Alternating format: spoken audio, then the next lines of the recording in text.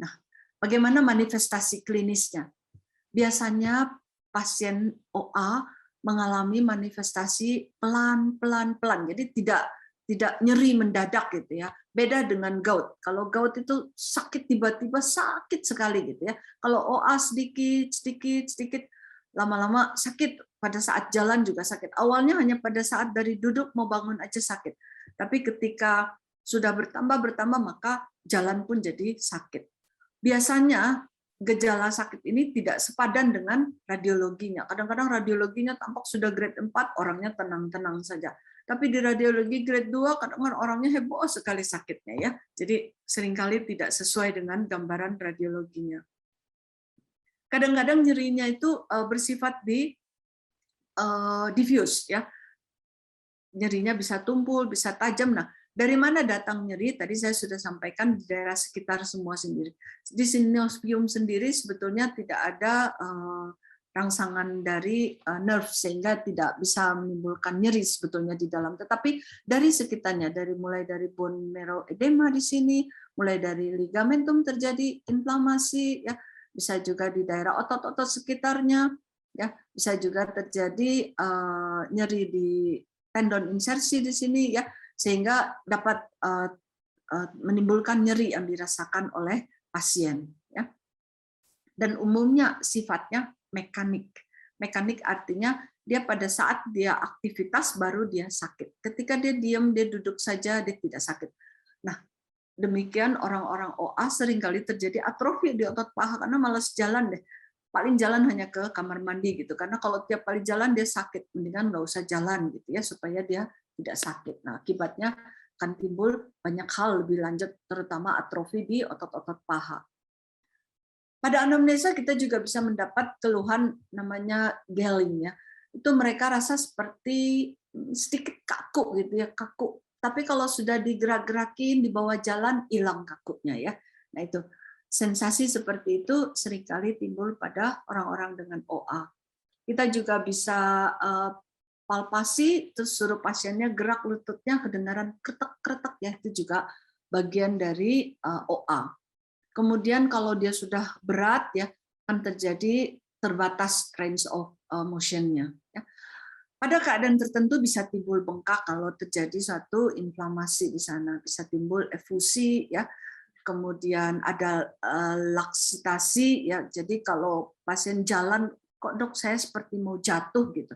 Padahal nggak apa-apa dia masih bisa jalan, tapi dia rasa seperti apa istilahnya goyang gitu, limbung gitu. Padahal sebetulnya tidak ya, cuman sensasi itu akibat dari ligamen-ligamen mengalami kurang kuat lagi gitu akibat dari bolak-balik terjadi inflamasi di sana.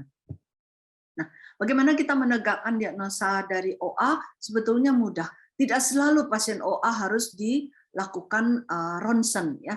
Kita cukup mengumpulkan data-data pasien dengan nyeri lutut atau ada osteofit dari ini pada kalau ronsen kita dapatkan osteofit. Tapi kalau pasiennya tidak melakukan ronsen, kita juga bisa mendapatkan diagnosa OA salah satunya dengan cara mendapatkan cairan synovium yang khas OA, artinya tidak banyak inflamasi di sana. Ya, ada tapi tidak heboh gitu.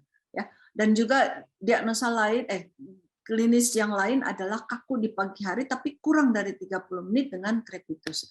Nah, tadi ini saya sampaikan kalau kita tidak melakukan radiologi, sebetulnya menurut ACR ini memang sudah lama tapi sampai sekarang masih dipakai kriteria OA lutut dari ACR tahun 86 ini masih dipakai sampai sekarang, yaitu kalau seorang di atas usia 50 tahun dengan nyeri lutut, ada kaku di pagi hari kurang dari 30 menit dan disertai dengan crepitus, maka sensitivity dan spesifisitasnya cukup tinggi untuk dia didiagnosa sebagai OA lutut.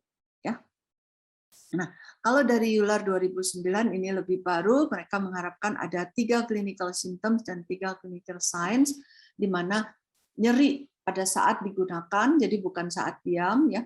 Terus ada morning stiffness tapi singkat, tadi kurang dari 30 menit, dan limitasi untuk gerak. Kemudian ada crepitus, ya, dan ada bony enlargement, ya. Nah, Selain di lutut, sebetulnya bisa juga OA terjadi di lumbal, di leher, di hip, dan di tangan. Ya. Jadi pada sendi-sendi yang banyak digunakan atau sendi yang menyangga tubuh. Ya. Kalau beda dengan RA, kalau RA juga bisa terjadi demikian. Cuman biasanya pada OA kadang lebih sering terjadi tidak simetris. Kalau pada RA lebih sering simetris. Hanya bedanya RA itu inflamasi yang lebih hebat. Jadi kalau diam pun dia akan jauh lebih sakit gitu ya. Kalau digerak-gerakan nyeri akan berkurang. Tapi pada OA justru diam sakitnya hilang. Pada saat dia gerak, baru gerak itu dia terasa nyeri terutama. Ya. Nah ini yang disebut Herbeden Notch, yaitu pada penumbuhan tulang baru ya pada distal interphalanx. Ya.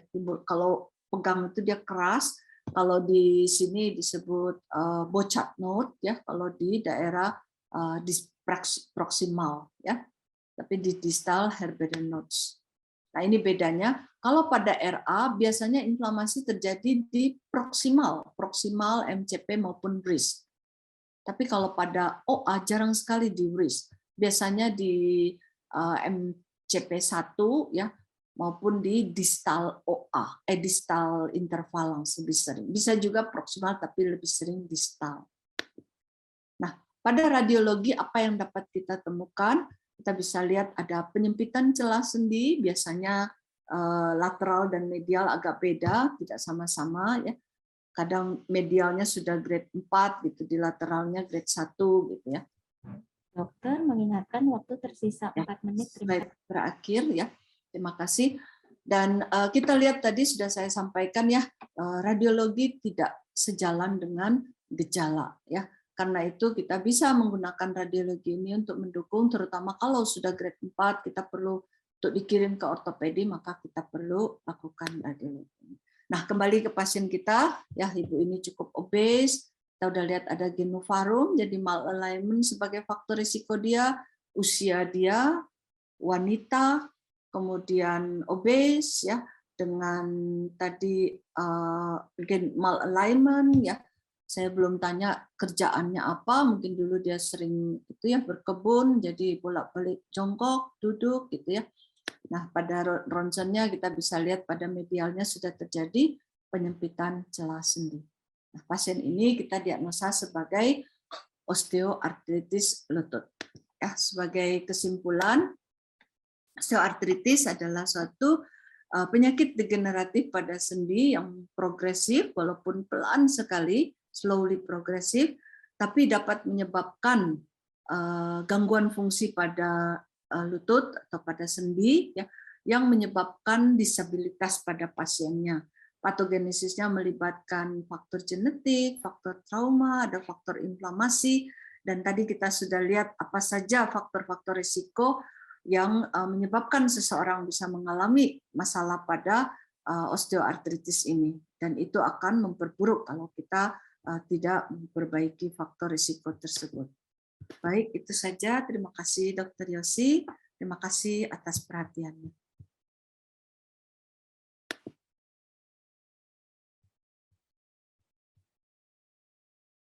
Dr. Yosi masih ingat? Terima kasih banyak Dr. Laniati, penjelasan mengenai patogenesis osteoartritis yang sangat jelas dan komprehensif untuk teman-teman Sobat Live semua. Untuk di praktek bisa diterapkan ya dok.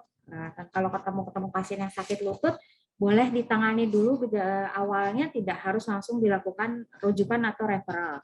Untuk Sobat Live yang sudah punya pertanyaan, boleh diketik di kolom chat, atau masih mau nunggu dulu narasumber yang kedua supaya nanyanya makin lengkap, boleh, akan saya perkenalkan narasumber kita yang kedua yang akan membawakan materi dengan judul Comprehensive Treatment for Knee Osteoarthritis.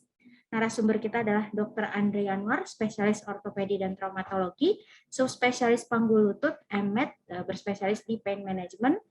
Beliau adalah dokter spesialis ortopedi dan traumatologi di Rumah Sakit Santo Borromeus Bandung, dan saat ini menjabat sebagai Ketua Komite Pencegahan dan Pengendalian Infeksi di Rumah Sakit Santo Borromeus Bandung.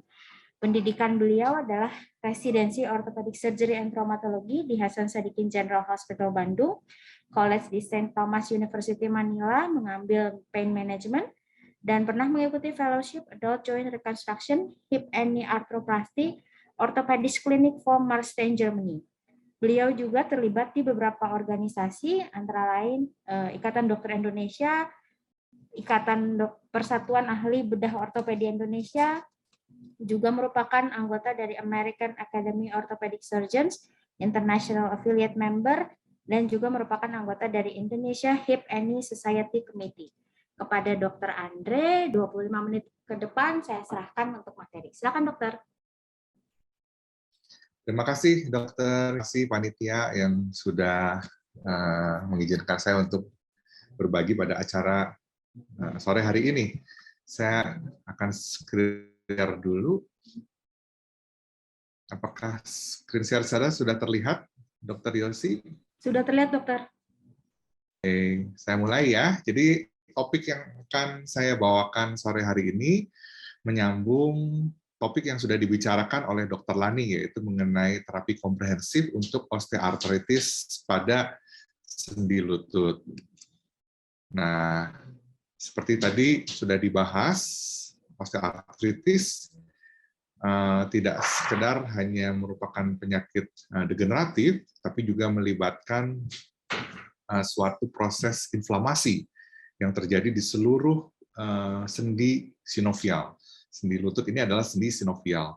Ya, di sini awal mulanya tadi selain inflamasi juga ada proses degenerasi mekanik ya dari tulang rawan. Ini adalah gambaran sendi yang sudah rusak ya. Ini adalah foto yang saya dapatkan dari saat intraoperatif.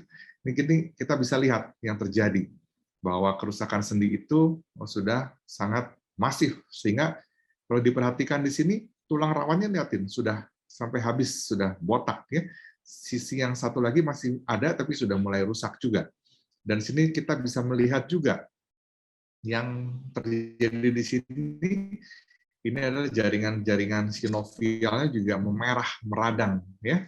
Kemudian ini jaringan sinovial yang melapisi ligamen periartikuler ini juga meradang, memerah ya. Jadi memang di sini terlihat ada suatu proses inflamasi selain proses kerusakan mekanik ya.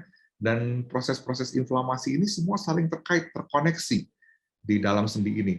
Di sini di dalam sendi ini ada lemak yang namanya fat pad, hova fat pad ya, dia letaknya di balik dari tendon patella. Dan lemak fat pad ini juga ternyata berperanan penting terhadap terjadinya proses inflamasi bersama-sama dengan jaringan sinovial yang ada di dalam lutut. Jadi semua ini seperti orkestra yang memainkan proses inflamasi di dalam sendi lutut ya. Dan selain itu juga di bawah tulang rawan ini ada subchondral bone, di situ banyak reseptor nyeri. Nah, itu yang menyebabkan kita bisa merasakan sebagai keluhan nyeri. Nah, kalau kita lihat di sini, ini adalah gambaran osteoartritis ya, di mana antara tulang, terutama aspek medial, lateralnya juga sudah mulai terlibat, sudah kissing, sudah bertemu. Ya, sehingga kita bisa mengetahui dari gambaran ini sudah terjadi kehilangan tulang rawan yang signifikan, ya, dan sudah terjadi perubahan bentuk, ya, sudah terjadi deformitas, ya. Sendi lutut ini paling mudah mengalami osteoartritis, ya, karena ini adalah sendi yang paling besar di tubuh kita, yang menanggung beban, menanggung cedera, ya, sehingga memudahkan terjadinya osteoartritis. Nah, osteoartritis ini bisa primer atau sekunder. Yang primer ya itu umumnya kaitannya dengan usia, ya, yang penyebab pastinya tidak diketahui dengan jelas. Tapi yang secondary itu kita mengetahui penyebabnya, misalnya adanya kelainan alignment sejak kecil, kemudian bekas terjadinya cedera di sendi lutut, ya, atau ada penyakit-penyakit lain yang menyebabkan kerusakan pada tulang rawan dan struktur sekitarnya pada sendi, ya.